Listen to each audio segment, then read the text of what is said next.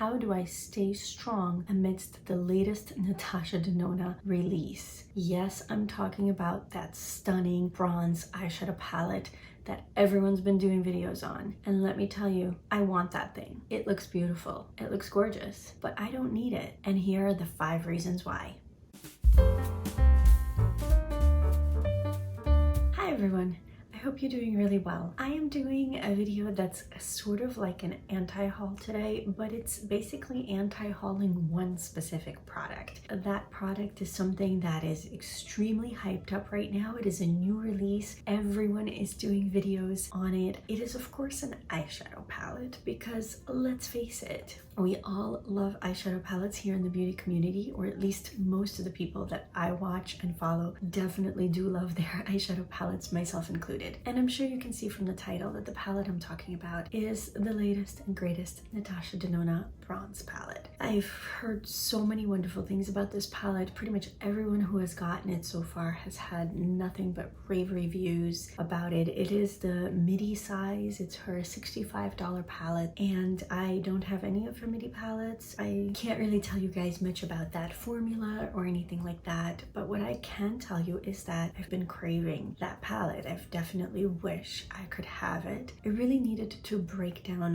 why is it that I want it so much? Like, what is it that's tempting me, and why I also don't need it. I wanted to kind of have a little bit of a discussion with you and with myself to basically talk myself out of it. For those of you who are new to my channel, welcome. My name is Natalia, and if this is your first time here, I am doing a year-long no-buy. If you are into smart purchases, or if you're on a no-buy yourself or a low-buy and just need some extra motivation, if you're into using makeup that you already own, as well as discussions about new releases, how to compare them to things you already have, then you've come to the right place. I hope that you will subscribe and join our frugal family. Today, I'm just going to break down 5 reasons for why I don't need the Natasha Denona Bronze Palette. Do I want it? Yeah, I do want it. It looks beautiful. I'm sure the packaging is stunning. I'm sure the colors are stunning. The looks that have been created from what I've seen have been all really, really beautiful, but I don't need it. And here's why. The first and main reason is because I can't have it. I'm on a no-buy, and that's that. Those are my rules. I've stuck it out for half a year, and I certainly don't want to give up now. The second reason is the price. Yes, it's more affordable than the usual big 15-pan Natasha Denona palettes, you know, the $129 ones. It is half of that, but it's still $65. She's not giving these puppies away for free over here. $65 is a lot of money to pay for one makeup product. It's 15, I don't want to say similar colors, but let's face it, they are. It's the bronze palette, so more or less it's 15 shades of bronze. Yes, there's like a couple of fun duochromes and this, that, and the other thing, but basically it's a bronze palette, and that's primarily what you're going to get. So I think considering the price and just considering my financial situation, and I'm sure the financial situation of many people out there, especially this year, I think $65 is still a lot of money, and for a lot of us, just not the wisest and not the most responsible decision to be making when we are purchasing that palette. This is a very unusual year in so many ways. A lot of people have been hit financially, so I feel like the irony of this, and I'm going to talk I think more about this in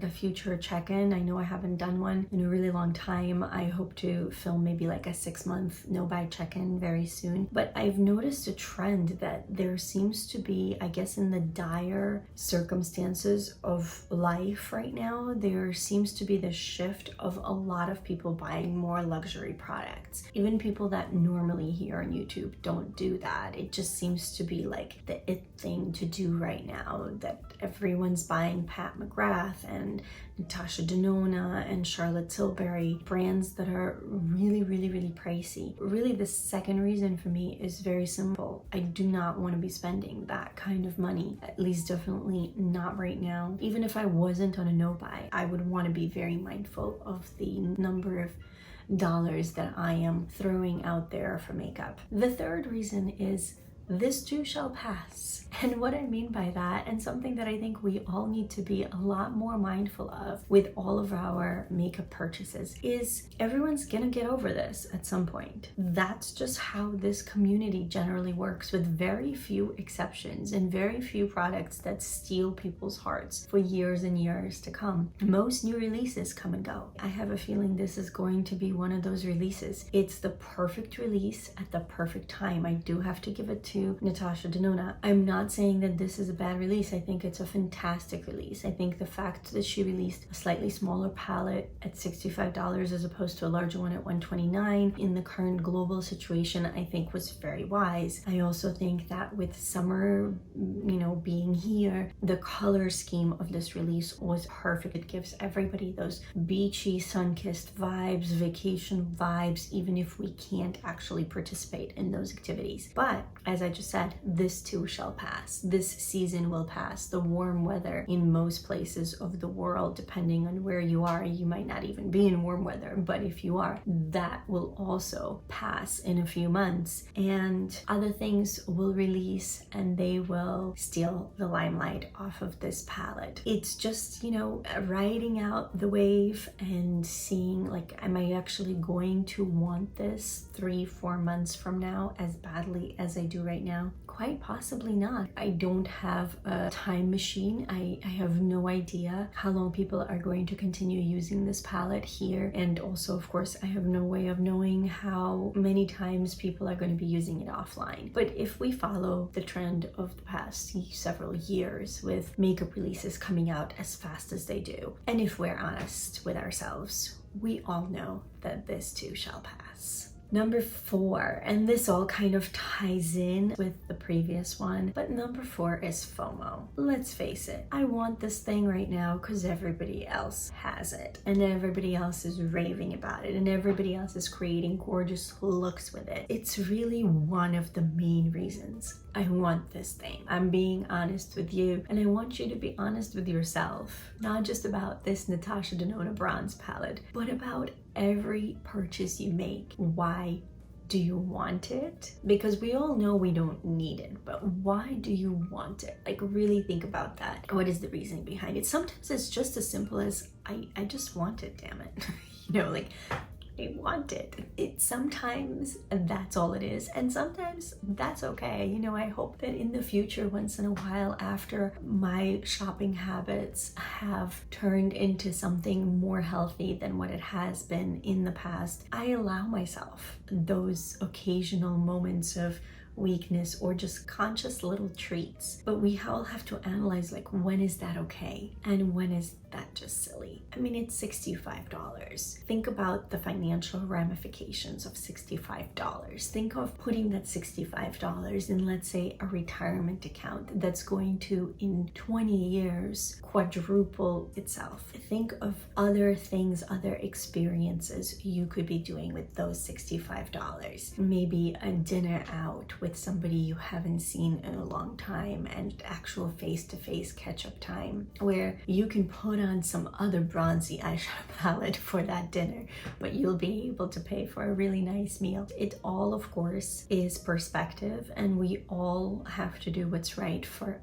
us, both financially and psychologically and circumstantially. These are my reasons, and FOMO is definitely one of the reasons I want this darn Natasha Denona Bronze Palette, and I need to be honest with myself and I need to fess up to it. And then 5 is the most fun one and the most obvious reason for why I shouldn't need this thing, and that's I have tons of dupes. I mean, it's a bronze palette. Please, unless you only have like one eyeshadow palette in your collection, and even then, quite possibly it's a neutral palette that has at least one bronze in there. If you're anything like pretty much everybody here on YouTube, where you have at least 5 or more eyeshadow palettes, and I probably have 50 or more eyeshadow palettes, I haven't counted. I have so many eyeshadow palettes, and I have dupes, and I actually brought out a bunch of them to show you guys, just so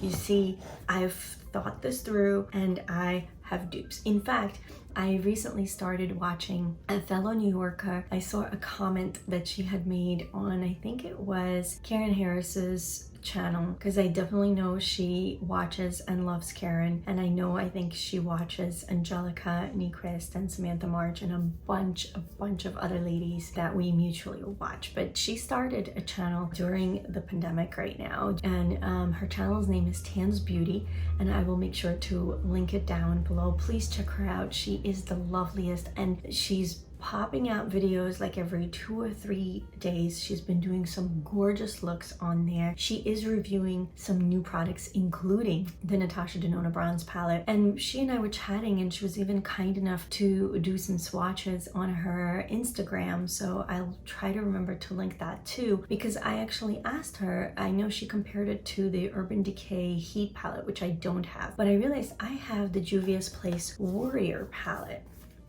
And I asked her, I said, are there any shades that are dupes in there? And she went ahead and posted the dupes on her Instagram, and there were definitely several dupes, even without knowing the Natasha Denona palette. This has bronze. You've got 1, you've got 2, a brown, you know, transition shades. You've got coppery bronze, a gold. You've got bronze on here. Not to mention, and something actually I have heard other people address, and Tan and I discussed, I think the Natasha Denona Bronze Palette is perfection for those of you that have a deeper complexion, like especially a tan complexion, because it just has a lot of really lovely, rich, darker colors. And I can use those colors as well, but what I do prefer in my palettes is a transition shade that is appropriate to somebody who is the color of paper, and all over lid shade to set my primer, because I do that most of the time. So in this palette, this is perfect because I do have the bone shade, you know, it's called a Hosi. I do have this transition shade, and even this is a little bit too warm and too dark for me, but Juvia's Place eyeshadows usually are buildable as opposed to pigment up front. And then I have so many different types of golds and bronzes in here. Whereas Tan even mentioned herself, she said, you know, the Natasha Denona Bronze Palette is stunning, but just be prepared, it is a one-trick pony, as she called it, because you're basically going to get a variation of the same look. It's just going to be a slightly different hue of bronze. So one of the dupable variations I have is Juvia's Place Warrior palette, but we don't even have to go there. I have the palette that inspired the bronze palette, as Natasha Denona, I think herself mentioned, the Sunset palette. This is a palette that I purchased secondhand, so no, I did not pay $129 for this. This is more colorful, more diverse sister of the bronze palette. 1, 2, 3, 4, 5, 6, 7, 8, 9, 10 variations of bronzes of varying degrees, or browns of varying degrees in here. And then I also have a red, I have a yellow, this cool iridescent topper, duochromes, I have this nice peach. There is a lot of variety in this palette, and even with this palette, I had used it in my Shop My Stash in April and May, and I really enjoyed it. But even with this palette, I thought there was a limit to what kind of looks I could create, because everything just came out extremely warm on my skin tone, so I always felt like it was kind of similar. But yeah, I already have this. I have at least a few shades that are very similar, and then I have some other things that I think I could incorporate to make bronzy looks. There's the Anastasia Sultry palette, which is what I have on my eyes today. Now everyone says this is only a cool tone palette, and yes, this is definitely much more cool than, let's say, the Natasha Denona Bronze Palette we're talking about. But I do think that, considering how many different lid shades we have of varying degrees of bronze, you can still create a bronze look. It might not have that extremely rich warmth of the Natasha Denona Bronze Palette, but you can use Birch and Dystopian, which is what I did today, and then you can use any of these colors like Amber, Teak, and Cinder, which are also all 3 shades that I put in varying places on my eyelid today just to create a little bit of dimension. I have Steampunk a little bit on my lower lash line. I think this palette can satisfy all my summery bronzy needs and is